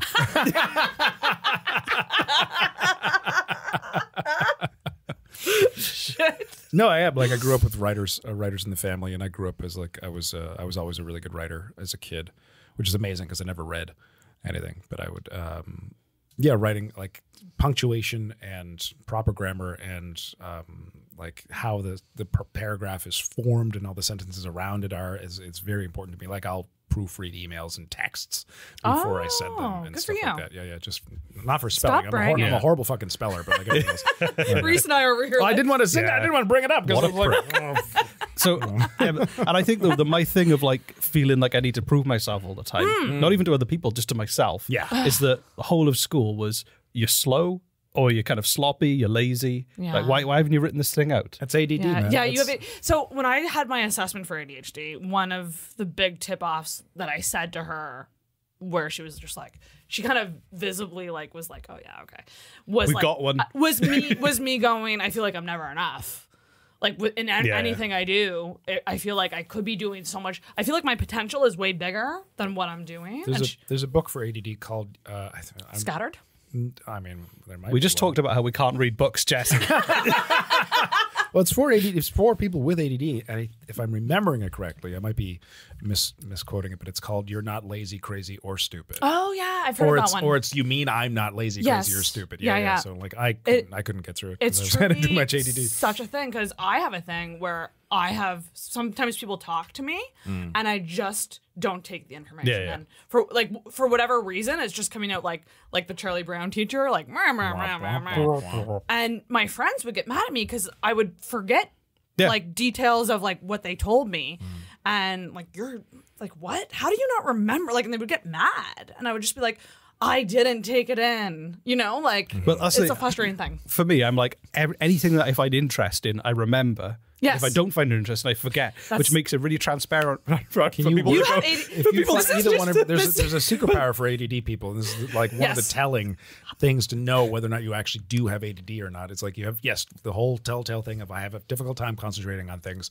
But if you're working on something you find fascinating, you will go for hours without a break. Hyperfocus. Yeah. But that's And the thing you do that when you're in your editing world. When Rhys is in editing world, there's no your tunnel vision, like getting shit done. But that's hyper focus. I'm either scattered or insanely focused. Yes. But also the ability to only remember things you're interested in makes it incredibly transparent for when you're not interested in. I mean, like, Does it ever? Yeah. That's read you like a book. In the ADHD world, that's called chasing serotonin. So you chase the things that give you the feel-good feelings. And then, like, you could edit a video for hours but never take out the trash. You know what I mean? Like, stuff like that. Yeah. Have you guys, you got I would sit there editing videos and audio and slowly grow a giant beard. It wasn't for the fact that I had responsibility to keep me going. So I mean, we're all adults. We seem like we all have ADD. It seems like we're all unmedicated for this ADD. Not me. Freshly medicated. Freshly medicated? A couple weeks in. Do you mind me asking what the medication? Wellbutrin. Which is actually an antidepressant. It is, yes. But it's, so the reason she put me on that is because I also got diagnosed with generalized anxiety disorder. Isn't that fun? At the same time that I got diagnosed for ADD. She said she could sense it through the Zoom call. Oh my gosh. And I was like, all right. So it's been interesting. Okay. How has it been? I've it's never heard of hard for Wellbutrin me being to- used as an ADD medication before, It's ever. supposed to help with focus and like your energy, and I have found that I'm less tired all the That's time good. lately. And I have found that like it's helped with my mood, Right. but not so much with. I'm not noticing any drastic changes in focus, Right. and concentration, but it takes some time. Like she said to give it a good month. Okay. So I have a call with her next week to like check in. Every time I hear someone say that they're on anti-anxiety / antidepressants, I feel the need to warn them. I was on antidepressants and anti-anxiety medication for 8 years because no doctor bothered to tell me that I need to come off of it now. And they just kept giving it to me. And by the way, 8 years is That's a long time. way too fucking long. Yeah. If you're on ADD medication like fucking Ritalin or what are the other ones called? I forget. Anyway, that's one thing. I actually don't know a lot of it, but like antidepressant / anti-anxiety medication are never meant to be long term, right? Unless it's like, so okay, for one, I don't want to get into this giant rant, but like generalized anxiety disorder is bullshit. Okay, it kind of feels like it is. It is. It is. It's like, is this just being human? Are you worried about the sun exploding? It's over. It's a piano's gonna fall on me as I'm walking. But literally, just generally anxious. Well, I told her because I was like, my anxiety. I don't have social anxiety or anything, but I do catastrophize. In other words, like, of course, I'm really scared of cars. I'm convinced that a car is going to hit me every time I go outside. So, I mean, I've lived with anxiety my entire life. It's a constant battle that I've learned how to stay on top of it. Anxiety is very real, but generalized anxiety disorder, which is their way of saying there is something wrong with your brain that makes you feel anxiety for no fucking reason whatsoever. Here's pills to take for the rest of your life. Right. My personal thought on that, especially from someone who's been suffering from, battling, and medicated for anxiety pretty much since 20 years old, is that's bullshit. Right. Okay. Does anxiety exist? Yes. Can you be more sensitive to things that can cause anxiety? Yes. Do you need to be medicated for the rest of your life because of it? No. So if you're prescribed anti-anxiety medication and antidepressant medication, they're general practitioners should not be the ones diagnosing you with this.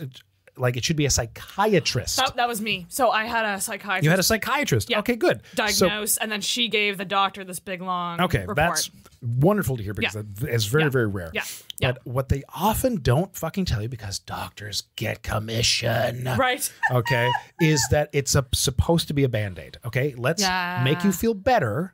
Okay, in the short term. In the short term, so that you can, with a fresh brain that is not hurting, figure out what is causing the anxiety, what is causing the depression, and then work on that for a good half a year to a year while on the Wellbutrin, while on whatever, right? Fix that, and then come off of the Wellbutrin, right? Yeah, is what they're supposed to say and supposed to help you figure out during that year. But they don't. They're like, take this next. My experience has been pretty good. It's going to be regular check-ins to figure out what will work for me. So, like, but again, if it's medication for the rest of your life, to just figure out what medication works for you for the rest of your life, I would highly recommend against that train of thought. And I definitely don't want to be on anything for the rest of my life. I have commitment issues. So okay, well, luckily, your doctor will never tell you to come off of it. Yeah. You have to be the one. Do Canadian doctors get commission? Oh yes. Do they? Yeah.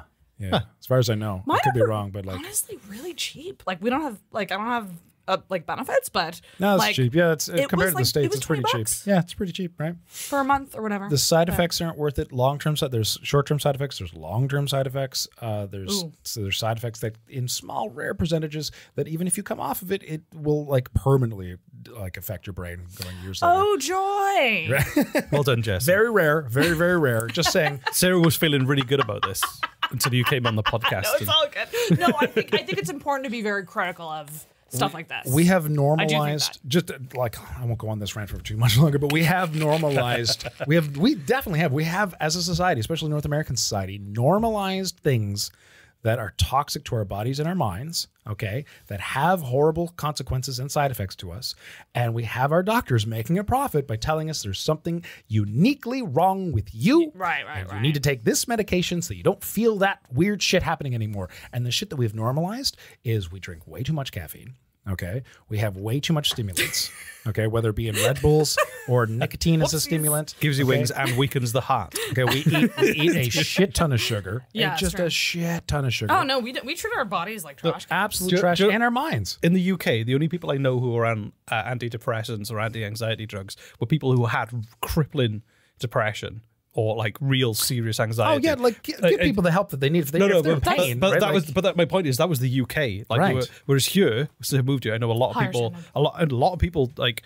A lot of people go to therapy, which I think is a good thing. That's fantastic. But also, way more people are also taking some form of medication for their mind or for mental health. Which I don't know whether that I can't work out in my head whether it's just that they give them away too easy or whether it's just they're doing a better job of applying them to the people who need them. 100% the first one, in my opinion. I was medicated for most of my, if not all of my 20s, and it just pretty much destroyed. I'd be interested in seeing your studies. Did you go through a psych assessment?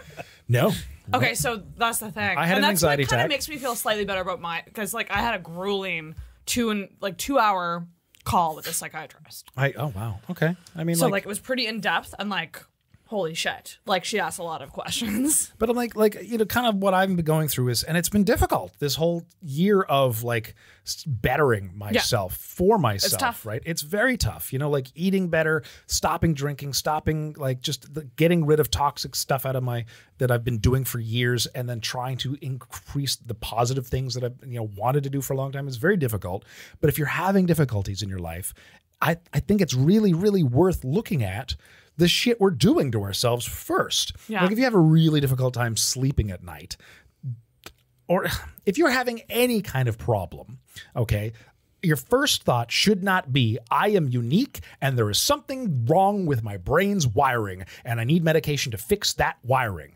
That should not be our go-to thought, but that's how society is telling us so that we feel special. I mean, there's so many people out there who wear a mental disorder like a badge of fucking honor. Yeah. Okay? And it's so like if you're, as an example, if you're having trouble sleeping, it's not because you have some kind of fucking weird, unique sleep problem in your brain and you're different from your peers. No, have you tried turning off screen? Like all the shit that we know and we've heard that we just kind of dismiss. Like, oh yeah, okay, whatever. Small behaviors to make your life better, behavioral lifestyle things. Do you think exercise, that maybe eating an hour before bed, watching TV right up before bed, drinking caffeine, smoking, all this stuff. Doom scrolling. Like, doom scrolling. Exactly. I love yes, doom right? scroll. Doom scrolling in bed. That's me. But we just like kind of be like, we wash this out like, yeah, sure, that makes sense, whatever. But we don't actually think that this shit has a significant fucking impact on our lives when it does. There's rehabs for phone addiction now. That's hilarious. But that's the world we're living in. Oh my God. So that's my small rant to No, I you. love it. No, it's Jesse, it's you're interesting. rant number 4 now. It's rant number. We should do a rant count in the episode. Yeah. Last segment, and then I have one final question before we wrap. I would just end this by saying, please put a reminder for 1 year today into your phone, asking yourself, do I still need to be on Wellbutrin? Oh, I love that. Sarah, hey, future Sarah, 1 year from now. You're not going to be listening to this when you're your phone's Just put it in your phone. I just had the moment of where's my phone. You're going to forget, but put a reminder in your phone for a year from now, and I hope you're doing well, girl.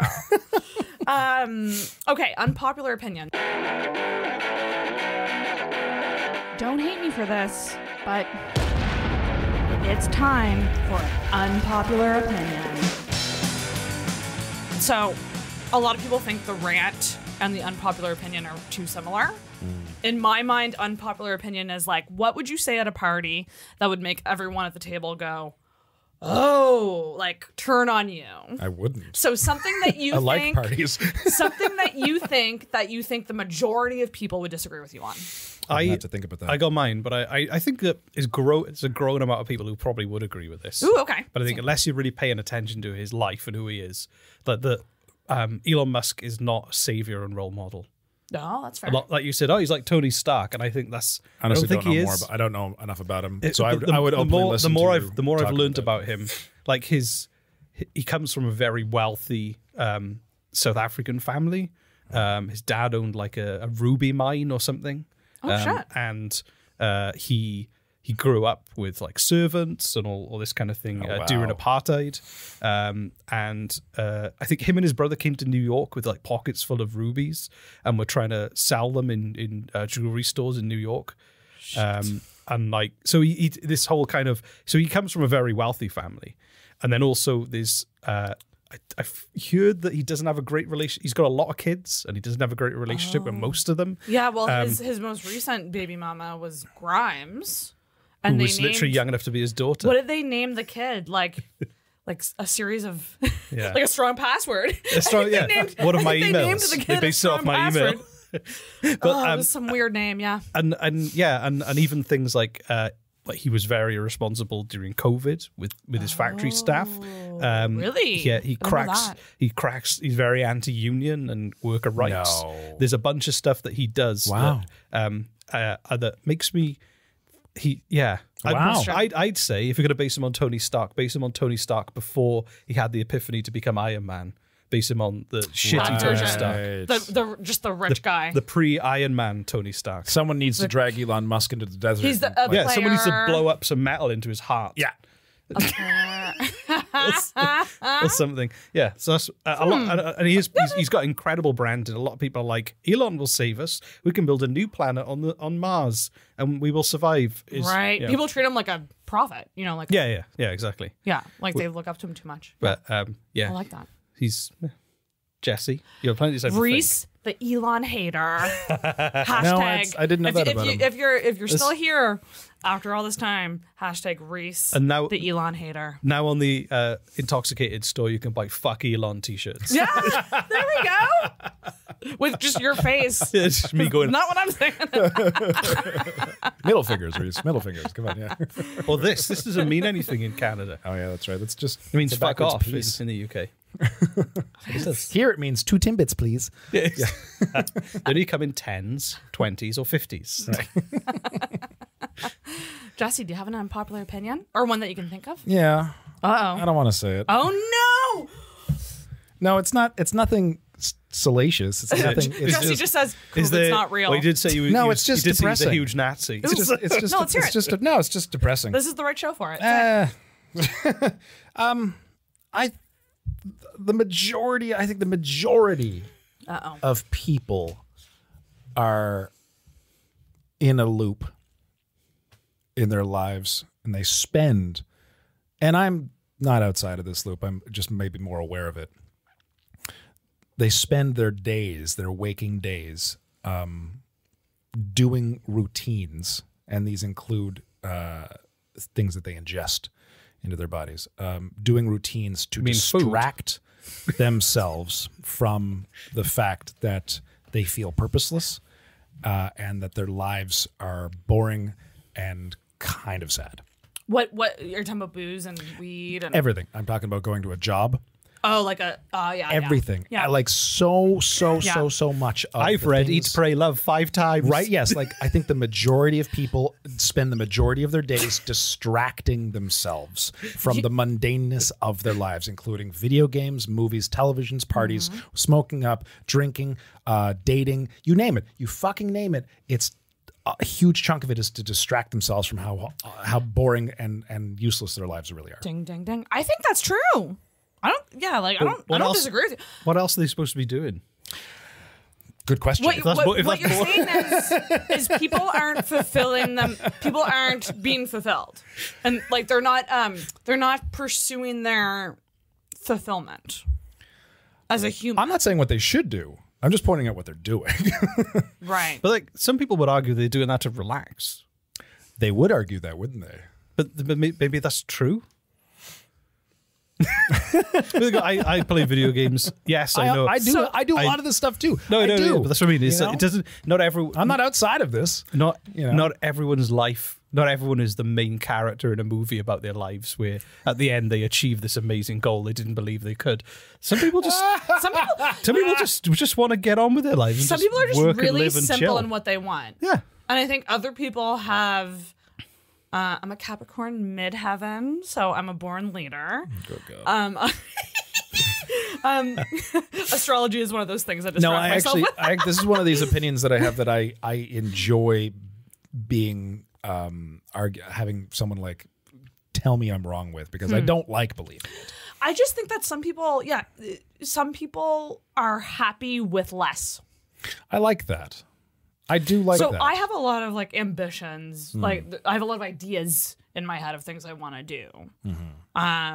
None of those I would say involve like buying a house, getting married, having kids. Like they're all like I don't want to have a boring life.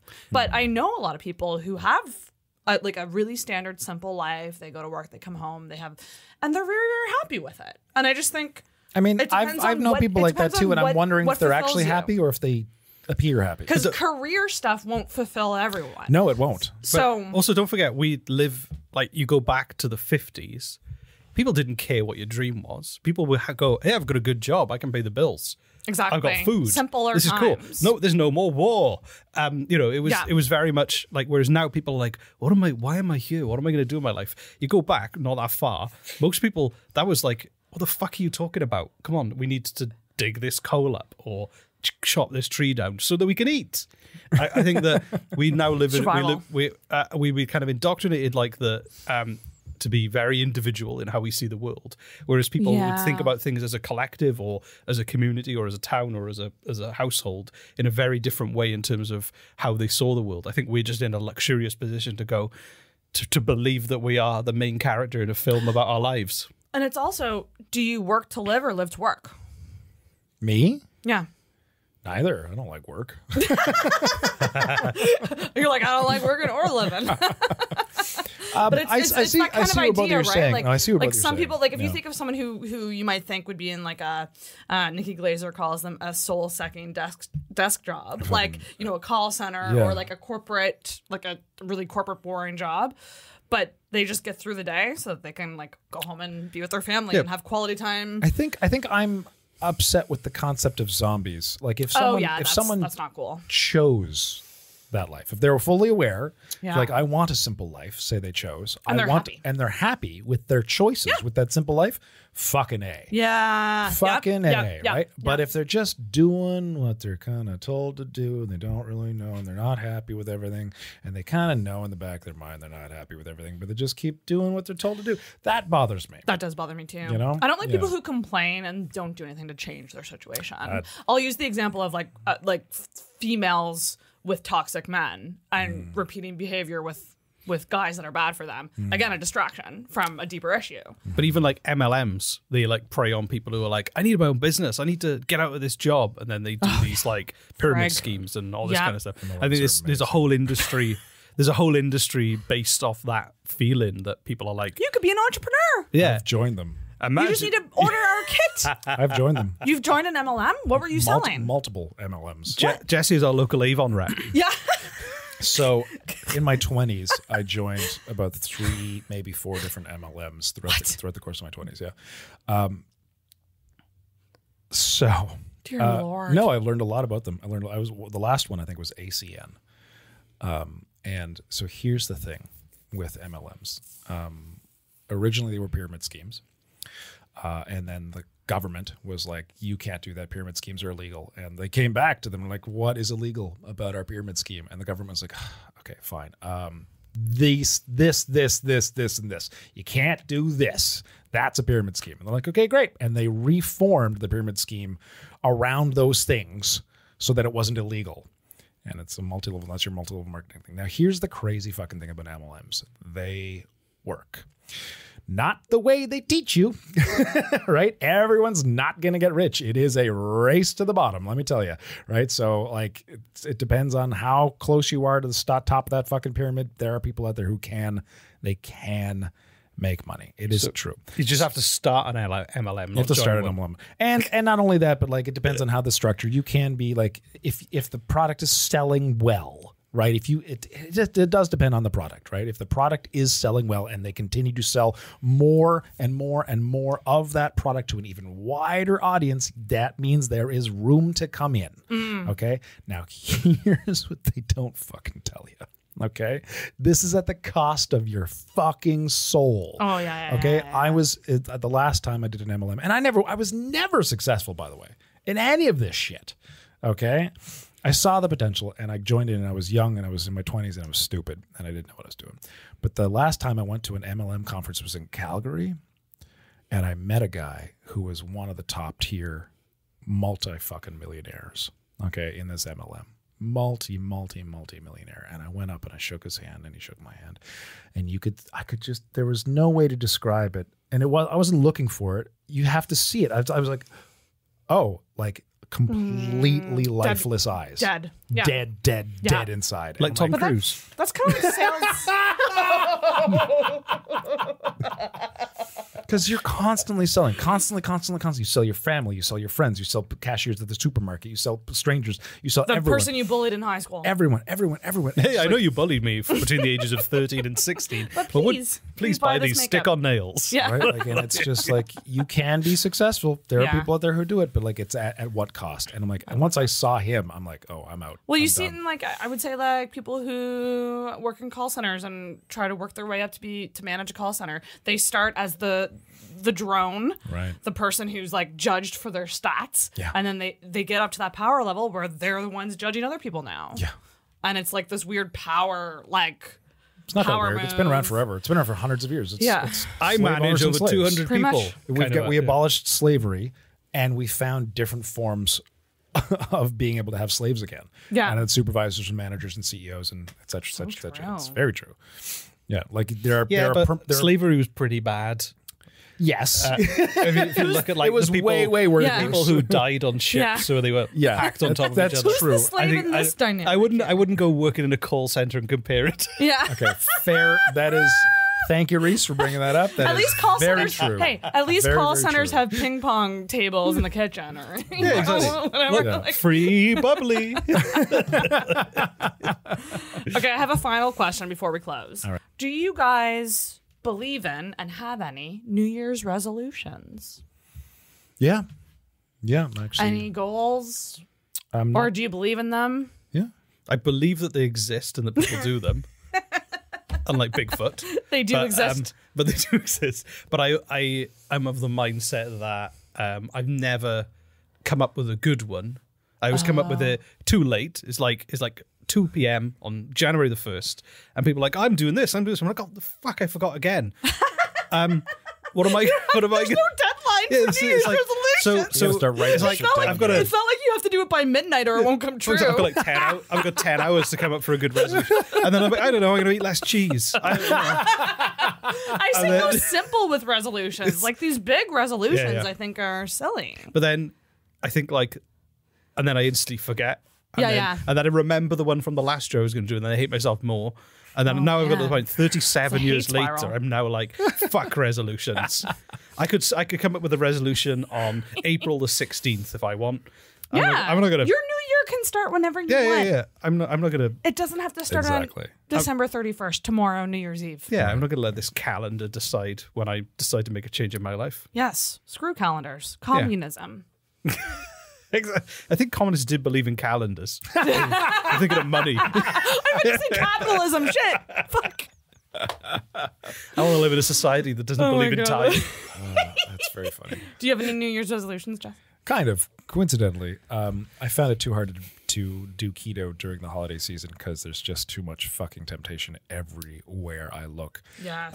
And I kind of want to do keto for a year. I want to try it. I don't know if I'll A succeed. whole in doing it. year, I'm you're going to be a miserable. No, I Get don't ready, think so. Rhys. I don't You're think going I'm to be gonna be miserable. You're gonna look like a People on keto I've done keto. I've done keto a bunch. are, you can just see them and they seem so tired. You're gonna look like a prisoner of They're war. doing it wrong. Probably. I've been studying keto for over a year now, and there All are right. right ways of doing it, and there are wrong Yeah. ways of doing it. And there are ways of doing it that'll make you exhausted for sure if you're not getting enough sodium, if you're Yeah. not getting enough potassium and magnesium. Right. Yeah, I hate it Just when like- that happens. It does work. People do lose a lot of weight from it. It's not just about the weight. It's about the feeling. Not about the feeling. No, it's very specifically about insulin resistance. But that's a different topic altogether. yes. Like we've It's another basically- podcast. Well, just to sum up, basically, it's 20 years of eating carbs the way that we've been taught is okay in a North American diet, which is not at all, by the way, has repercussions. And that repercussion is your body starts producing insulin way too fucking much of it and is resistant to it, much the same as taking a drug for 20 years and you need to smoke or take way, way more of that drug to have the same effect you did 20 years ago. Same thing. This reverses it if you do it long enough. So I want to try keto. And coincidentally, I'm just going like, maybe I'll try it in the new year. Finance, health, just not politics. That's what Jesse said. Wow. I told you, man. When you sleep. started the fucking podcast 2 years ago. I hate this shit. I don't want to. Jesse, do you want to be my co-host now? Sure. Oh my gosh, guys, this was such a wild ride. Thank you guys for doing this. This Thank was you for a having lot us. of Thank fun. you for having us. Please tell everyone where they can find you, follow you. If you want to find us, we're on a cute little podcast called Canadian. It's so cute. It's so cute. It's called Canadian Politics is Boring. And you can find us pretty much anywhere you can find a podcast. And if you don't know where to find a podcast, that's weird because you're listening to this one. Yeah, truly. No What do you do? excuse. Unless they're watching on YouTube. Some Oh. people do No. only watch my shows on Go- YouTube, which is strange. Spotify. Go to Apple Podcasts. CanadianPoliticsIsBoring.com. Oh, yeah. It's all Yes. there. And you can buy t-shirts. Yes. Yeah. My favorite T-shirt of Merchandise. yours, just bad and dumb. Someone bought one The recently. 1 star. Yeah, people. We every time we get a bad review, we turn it into a T-shirt. I love it. People buy them. Encouraging people to link bad exactly. reviews. We're going to monetize your hate. So Yeah, we exactly. didn't really talk too much about it, but our podcast is about Rhys, a Welsh immigrant who's been here for 3 years, teaching Canadian politics and history to an apathetic Canadian who truly doesn't give a shit and has forced all this education into my brain that I didn't. Oh, there's really the want. elevator pitch. Yeah, that's right. We kind of Yeah. tangent down. Although I did call you a generic Canadian idiot the other time, Thank you very much for that. Generic. That was a treat. which I take back. no, you It's don't. it's just the wrong topic. It's not your strong. Yeah. That's great. And they can follow you on Instagram too. Instagram and Yeah. Twitter. Yeah. Usually- TikTok. We're usually flexing on the gram. Flexing on the I gram. forgot about that. That was Yeah. good. Yeah. Are you guys on Twitter too?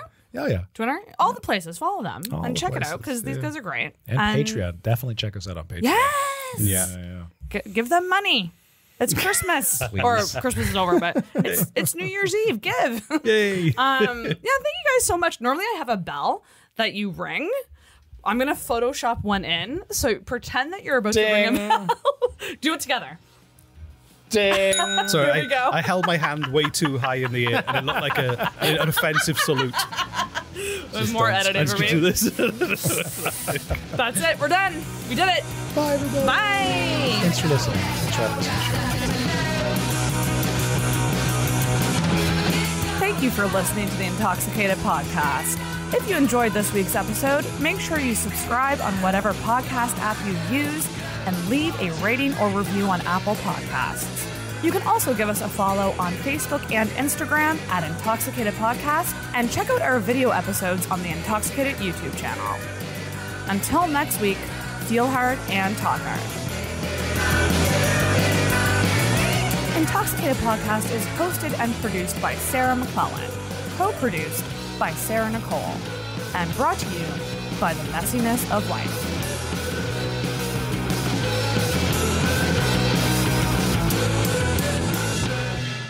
Oh, everybody's depressed. Next subject.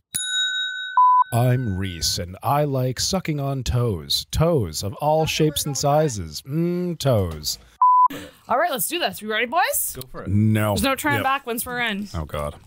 I'll try not to Name keep your us sex here. tape. Don't eat noisy food. Jeez Louise.